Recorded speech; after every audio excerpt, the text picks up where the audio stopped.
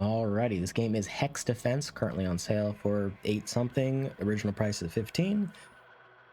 And I do have some words for the developer at the end, so if you're watching, please go listen to that at the end of the video. Now, the music used in this video is not the game music. I don't know if they have the copyright for it or if they made that in-house.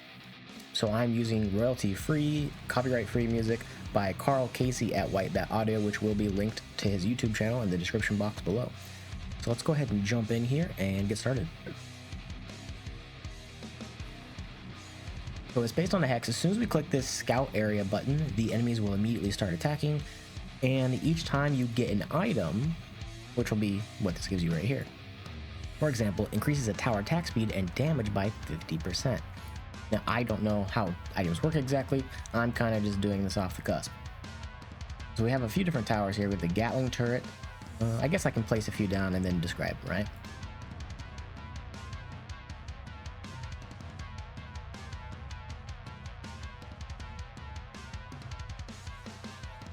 All right, let's go ahead and scout the area. Now, I don't exactly know what these do, so we're gonna find out together. Doesn't that sound fun?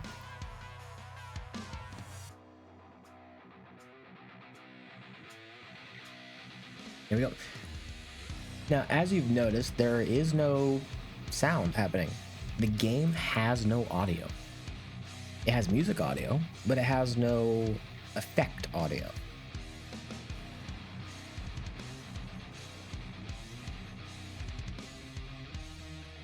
So to find out what things do in the game, you can simply click on them with left click, and it brings up a tooltip right here.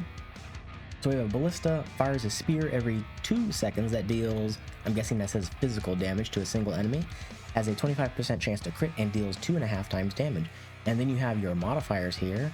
I do not know what AS stands for. I'm guessing that's attack speed. Does not exactly tell me, and I can't really click it yet. Then we have damage and we have a crit multiplier. And then you do have most, I'm guessing this is health. Then we have progress or total health. Ah, okay, I get it.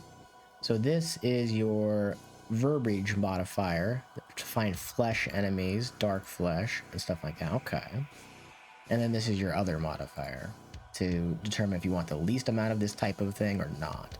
And then your sell button is here. Okay, I like that setup. Let's click on the Gatling turret and see what it does here. So it fires a bullet that pierces up to 5 enemies, dealing some sort of damage to each hit. I wish I could mouse over this. This tower has a 10% chance to crit, dealing 2 times the damage. Now, as far as these items go, I don't know how to use them. Oh, that is how you use them. So you click on the turret, you go to items and you click on it, and it will just immediately slot it onto your tower for you. See, I'm learning along with you guys. It's fun now. So now we can upgrade the damage on our thing, and I think this might pip upwards. Yes, you get 1 damage pip, and it even tells you the damage value is reflected here. That's a fairly good UI detail that I do appreciate, and that cost went up substantially as well. Now, this tower does have ammo. If we go over here and mouse over it, it needs to cool down occasionally. I'm assuming that means it's like a reload effect. And then you have basic tooltips over here for all your stuff. Like we'll put a flamethrower down right here so it can fire this way. And we'll just mouse over a few of these, and then we'll go through and click on more of these down here. I do need to place more towers though, I think. And you can right click to deselect.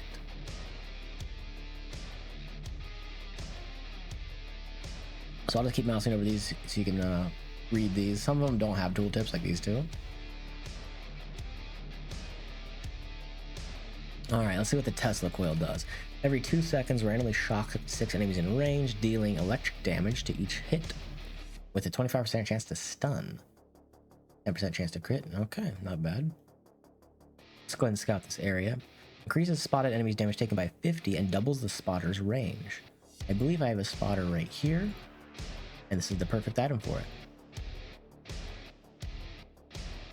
Interesting. Is this like a area where they spawn? That's pretty cool. I like that.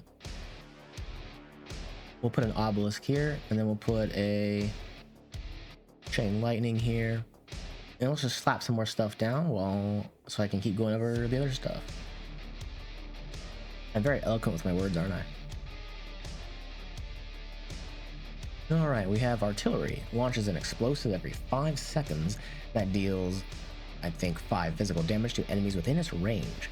This tower has a 10% chance to crit, dealing 2 times the damage. I'm guessing this number is important because this is colored. I'm assuming there's a modifier for it that you can do on different towers. We have the solar tower. Shoots beams at up to 1 enemies, dealing 1 fire damage to each enemy every 0.25 seconds or a fourth of a second. This tower has 10% chance to crit, dealing 2 times damage. And you can upgrade the amount of beams. Ah, okay. I like that. Okay, what else do we place down? Chain lightning. Fires a bolt of lightning. I can't move this, unfortunately, so you just have to bear with me. Fires a bolt of lightning every 0.5 seconds that jumps to a max total of 3 enemies, dealing 2 lightning damage to each. Activated status effects applies to all enemies in the chain. Pretty cool. Then we have the greenhouse. Entangles an enemy with thorny vines every 4 seconds. Entangled enemies have 90% move speed and take... Oh, let's increase that slow. There we go, 85% move speed. And take half a damage per meter for 5 seconds. Does not target enemies that are already entangled. So it's got smart targeting AI in it. Okay.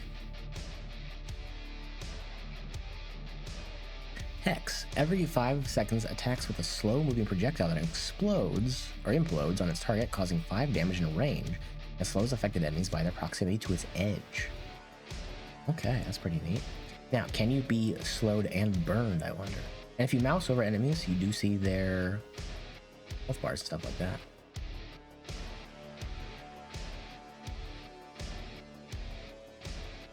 I believe I've gone over most of the towers here, so I shouldn't have to mouse over anymore, and I think we'll be okay. Let's take a look at this one. I lied. Obelisk. Shoots beams at up to 2 enemies, dealing 1 frost damage to each every 10th of a second. Okay. When this tower gets a kill, its attack speed is increased by 5% for 5 seconds. That's pretty good on a fast tower, correct? So let's try putting it on this one and see what happens. Go.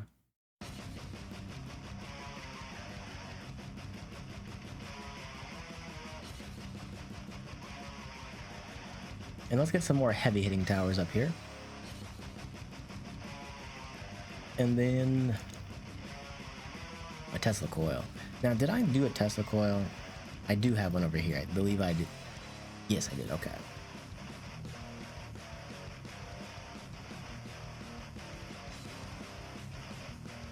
Now, you can't scroll out anymore on the map. You can scroll inwards, but you can't go out any further than this.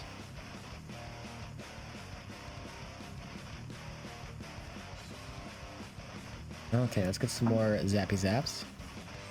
Some more Frosty Frost.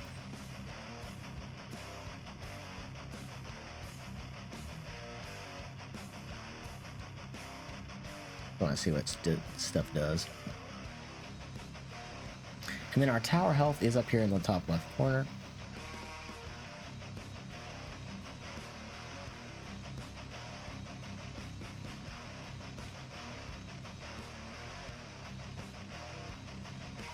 Now there is a double speed button. We'll go ahead and hit that.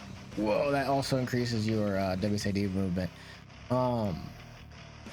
Need to decouple that from the double time. Camera movement shouldn't be based on the game speed, and you can decouple that. It makes it really hard to control. Increases attack speed by 1 attack per second. What happens if you put this on a tower that's got 1/10 of a second already? I need to find this information out. Let's do an obelisk. What happens if I put it on this obelisk? Every 1/10 of a second.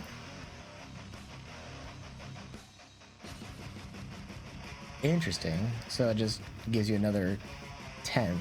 Okay. Or I guess it's 100th at that point. Okay, so stuff's probably gonna get through here.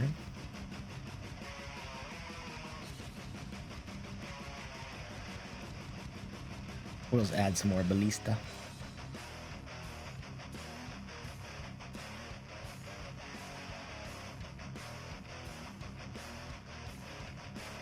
There we go, we can get rid of that tooltip.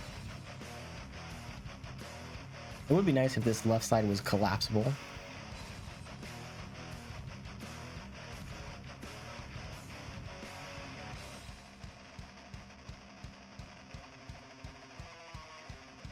Okay, so alright, this is the section for the developer here. To have a bit of a more successful start to an early access game, you need to have audio effects. Currently in the game there is music, but that's not enough. People want punch to towers, or sound effects of stuff getting hit, or just kind of general things like that, like, you know, slapping a tower down and you get a nice little, like, the tank or something like that. And there's currently none of that in the game, so you have kind of this bland feeling for it. Now you might be thinking they don't have the budget for such a thing. There are free sound effect libraries out there that you can use, or if you would rather have something paid, stuff like Fmod Studios does have very cheap sound effects you can buy for like $1 each. I've used it before as well, and it's not that difficult to use in case you want to try using it. Now next, I do like what you're doing with the scouting the area, giving you more items and stuff like that. And I also like how you're doing the tooltips. However, I would like this tooltip to be a bit smaller. I'm quite blind and I have a very hard time seeing, but this is huge and covers the screen. I would like it a bit smaller and out of the way, or maybe even resizable, like in the options menu or something like that. And just something to get out of the way, because it's covering my whole screen, brother. Now, I do like where you're heading with this game. There's a few other games that are similar to it that I've seen, so I don't know how it will be in regards to those, because I've seen 2 other games, I believe, that were called HexDefense. So that's just something to know. I do like the fact that you have changing the amount of starting paths that you can have here. And I also like the fact that you can change your seed number, and you can even type your own seed number in if you want to as well. If you like greenery and stuff, you can do a seed that has greenery.